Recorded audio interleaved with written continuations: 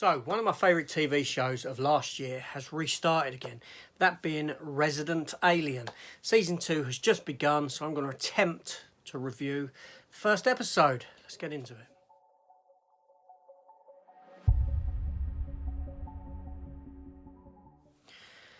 Okay, yeah, the reason I say attempt to review is because I was watching it, thinking about reviewing it, and I was thinking, Christ, this must be quite difficult to review in a sense.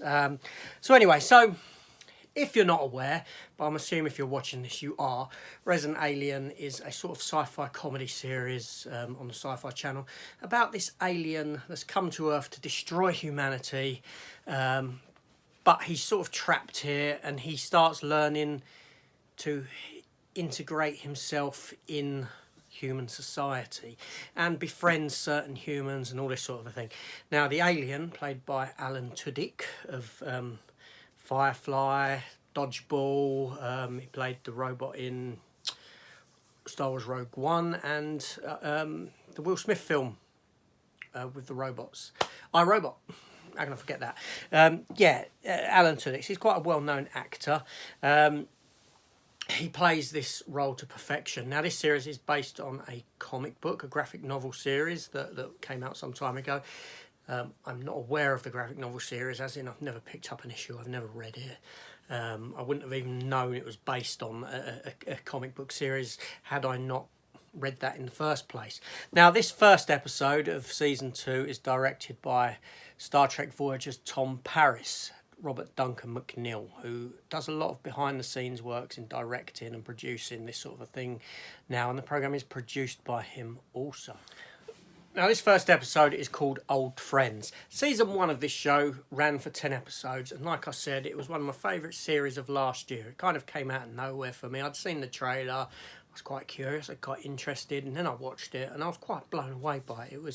It was well written, had a lot of fun characters in it, good characterisation, and it was just a very good time. Linda Hamilton guest starred as this army colonel and all this sort of stuff in the hunt for the alien. But anyway, so this episode continues where season 1 left off. Now, if you recall, at the end of season 1 there was a fight between the government agents, Astrid, who's Harry's female friend, and the young kid Max. Harry gets his spaceship working and heads off into space, and he detonates he blasts his weapon out into space as opposed to destroying the human race, because he doesn't want to destroy these people that have become his friends more than anything. But then as he's blasting off to his planet, he turns around only to see that Max is in the car with him. Now, in the spaceship with him. The reason I said car is because in this opening scene, you have these flashes of Harry and Max in a car heading to his nan's house, and it's kind of played out like that with flashes of them on the spaceship, him in alien form, and having the crash in the car, but it's the spaceship crashing.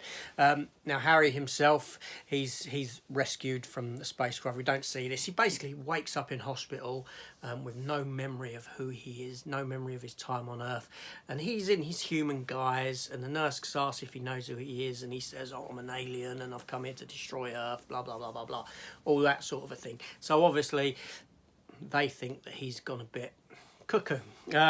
Asta, at this point, she's trying to find Max because she knows that Max has gone missing from the facility, and he turns up back at home like everything's normal, and his parents, the mayor and the wife, let's just say they're rather excited about the events that have occurred in the house in the previous episode, where they got into this massive fight and hurt people, and it's kind of excited them in a sort of sexual kind of way and reinvigorate their relationship. So they're sort of hot for one another throughout this entire episode. Eventually Asta finds out that Harry is in the hospital, and subsequently she goes and sees him to sign him out. But at this point he's stopped thinking that he's an alien. He thinks he's some sort of a detective on TV, from a TV show that I'm not entirely sure of, or a film series, and believes her to be his prostitute informant and all this sort of stuff. So crazy stuff, and this is why it's so difficult to review. And then obviously they go to the diner that Harry would usually go to, or the restaurant where they serve the seafood, and he gets talking to the octopus in there. The octopus wants to be freed and come with him, but gives him his memory back. So inevitably, at the end, he does free the octopus, and that's his new companion, because he's related to Octopus. Yeah, you know. So yeah, it's all this sort of crazy stuff going on. The two children have to stop people going near the spaceship because the spaceship is crashed in a baseball field, and there's a baseball game that's about to start. Harry goes and stops it. It ends with all the power being cut and this sort of thing, so no one gets to see a spaceship, which is invisible. But he can't get his spaceship to fly. It doesn't work. They've got to hide it, otherwise people will come after him. So what he does is he initiates this sort of self-destruct kind of thing. But instead of blowing up, it just sort of turns to liquid water and just into the ground like that. Now, like I said, it's a very difficult series to review. Okay, the characters are fantastic. Alan Tudyk, his performance in this is what keeps you glued to the screen. You know, the way he acts, the alien mannerisms that he has, the way he talks to people.